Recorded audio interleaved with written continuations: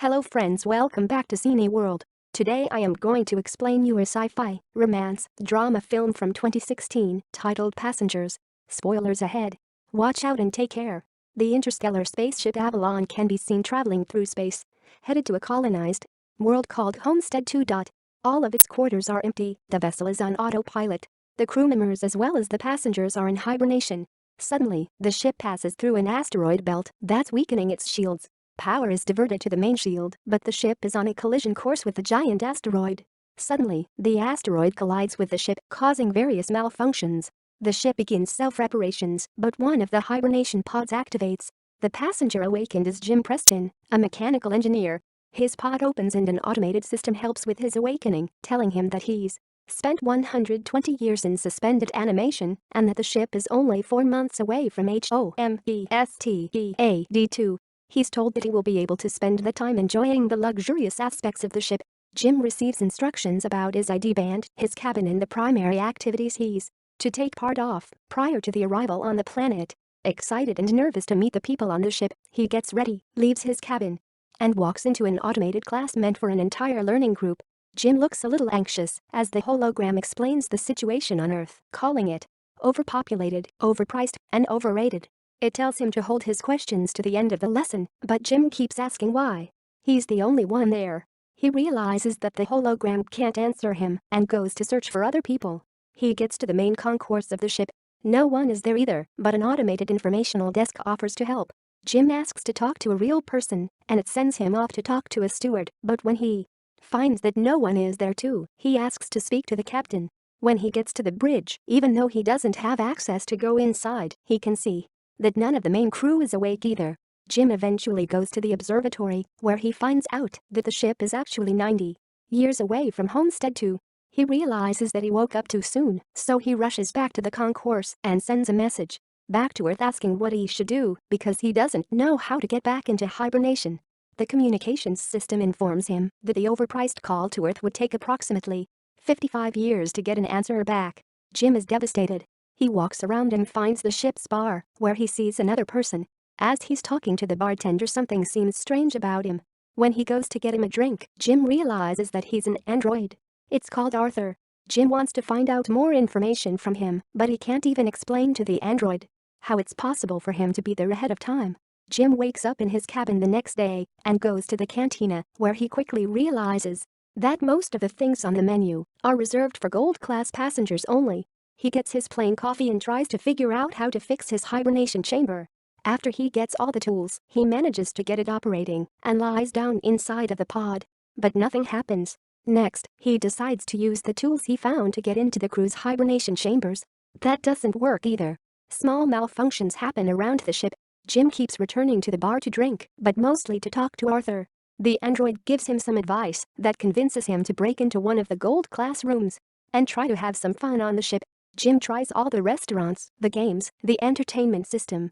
But as time passes, he becomes even more miserable to be there alone. One day, he gets drunk and wanders around the hibernation pods when he stumbles into an airlock with space suits designed for spacewalks. Jim gets into a suit and goes to the airlock, pushes a lever, and then the button to release the airlock door. Once outside the ship, he's mesmerized by the view. He's the only conscious human being experiencing that moment in time. Jim releases the magnets on his boots and floats in space, feeling devastated. He comes back inside, takes off the suit, but goes back to the airlock without it on. He pulls the lever, ready to end it all, but changes his mind in the last moment, runs back inside and slips on a bottle. Jim stands up and is instantly drawn to a woman in one of the pods, named Aurora. He searches for her files in the directory and listens to her passenger interview, becoming enamored with her. Later, he's seen sitting next to her pod, still listening to her interviews. Back in the bar, he's reading some of her work and is talking to Arthur about her writing. He becomes obsessed with the irony of his situation, going to another planet for a better life, waking up early and not getting there, and finding his perfect woman only for her to be out of reach. Jim keeps thinking about her and starts getting the idea to wake her up too. He talks it over with the android, but he doesn't understand the conundrum. If he wakes her up for his own benefit, he'd be stranding her there with him to die on the ship. Jim decides against it first, but as time goes by he can't let it go. Until one day, he changes his mind. He goes to her pod and manages to activate it. As she's waking up and going through the same process as he did, he hides and goes back to his room. A little bit later he goes to the main concourse, hoping to find her. And there she is, just as confused as he was a year ago. Jim tells her they're the only ones awake and takes her to the observatory. Then he tells her that he can't get to neither the crew nor the main commands of the ship. Aurora freaks out and wants to get back into her pod. When they get to it, Jim explains that there is no special equipment on the ship that can help them get back into hibernation, effectively telling her that they're stranded. They go back at the concourse and he tells her that she should rest since she just came out of hibernation. She feels sorry for him, having to spend more than a year alone on the ship. Jim goes back to the bar, feeling regretful about what he did. He asks Arthur not to tell Aurora that he was the one that woke her up. The next day, Aurora wakes up. She goes back to the concourse and asks the automated info desk about the hibernation pods. Jim joins her there and they go to get breakfast. As they leave, the info desk has some sort of malfunction. In the cantina, Aurora realizes that Jim has been eating the same breakfast for more than a year and gets him one of the gold-class menus. They talk about the possibility to fix the pods, but, unlike Jim, Aurora isn't ready to give up. She searches through the infirmary, then goes through research documents, eventually ending up at the crew's hibernation quarters trying to break the doors open. Jim notices more malfunctions throughout the ship. Sometime later, Aurora laments about her life on the Avalon. She writes, jogs around the ship and swims in the pool, becoming more and more aware of her situation. She goes to the cantina to interview Jim, thinking that his story might be interesting. She asks why he immigrated to the colony. Jim answers with slogans from the company first, but then further explains that he hopes that on the new world he could be somebody. He could build a life. Later, they end up in the observatory and Aurora finally shares her reason to be there. Unlike the other passengers on the ship, she has a round-trip ticket. Her idea was to go to Homestead to live there for a year and come back to Earth to become the first journalist that has ever done that, writing the greatest story that ever was. Aurora slowly gives up on finding a way to fix their current predicament and Jim figures out a way to cheer her up. He takes her dancing, to the cinema, and to the basketball court. Lastly, he takes her to the bar to meet Arthur. She relaxes for a bit until she remembers their situation. Jim is left alone with the android, feeling awful about what he's done to her. The next moment he's seen tinkering with something, and in the other Aurora walks into the observatory to find a miniature of the Chrysler building he made for her. Sometime later, they go on a date at the bar. They have dinner and share stories about their lives. She tells him that her father died when she was a teenager. After the dinner, Jim takes Aurora to the airlock, and they get into the spacesuits. They go out for a spacewalk together. Jim finally has someone to share that magnificent experience with. Jim switches off the magnets on their boots and they float together in space. They come back inside and immediately kiss, retreat to his cabin and sleep together. Soon after, they start living like a couple. Aurora moves into his cabin and writes about her life on the ship. They jog together, eat together, sleep together. Jim explores the ship further and finds the hydroponics bay. He brings Aurora flowers. One day the ship passes by a red giant and they go to the observatory to see it. It's Aurora's birthday, so later that night they celebrate it in one of the many restaurants on the ship and then the bar. Jim goes to the washroom and prepares the ring he made for Aurora while she stays in the bar chatting with Arthur. The android tells Aurora that Jim woke her up intentionally, unaware that he was still to keep that a secret. Suddenly, Jim comes back and she confronts him in absolute disbelief. She runs away furious and panicked. Jim comes back to his cabin to find all her things gone. He runs into her in the cantina the next day, but the moment he speaks, she runs away. Aurora is desperate. One night she goes over to Jim's cabin, punching and kicking him, wanting to kill him. Talking to her over the comm, because she keeps avoiding him, Jim tries to apologize and explain his actions to her. He tells her he fell in love with her, but Aurora doesn't care. She can't forgive him for taking her life. One night, as Jim is in his cabin, another malfunction happens. The ship faces a critical error, and the main command shuts down. Later, he walks into the elevator and it malfunctions. Aurora walks into the main concourse and sees that Jim has planted a tree there. Then, she goes to the cantina, where the food dispensary is also malfunctioning. Suddenly, both of them hear the voice of the deck chief over the comms, asking who planted the tree. They both run into the concourse and see Gus Mancuso standing in front of Jim's tree. They introduce themselves and tell the chief about the situation. He doesn't understand how pods could fail. Mancuso takes them to the bridge and he discovers that there is something wrong with the ship, but the information on the systems has to be checked manually. When they leave the bridge, a robot almost falls on their heads and the two of them tell Mancuso that malfunctions have been happening all over the ship more frequently. He says that shouldn't happen, as he shows them how to collect the data. Mancuso checks on the pods when Jim joins him there. He's figured out what happened with Aurora's pod. The deck chief finds what Jim did to be terrible. Later, he's at the bridge checking the collected data when Aurora joins him.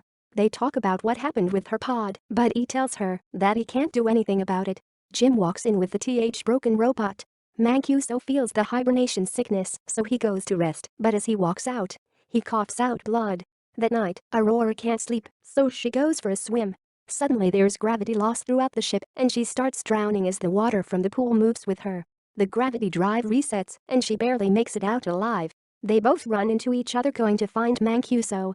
The three of them are back at the bridge, slowly discovering what has been going on with the ship. Mancuso figures out that something happened 2 years ago, taking out a major system. They need to find and fix what has caused the failure because the entire ship is trying to pick up the slack.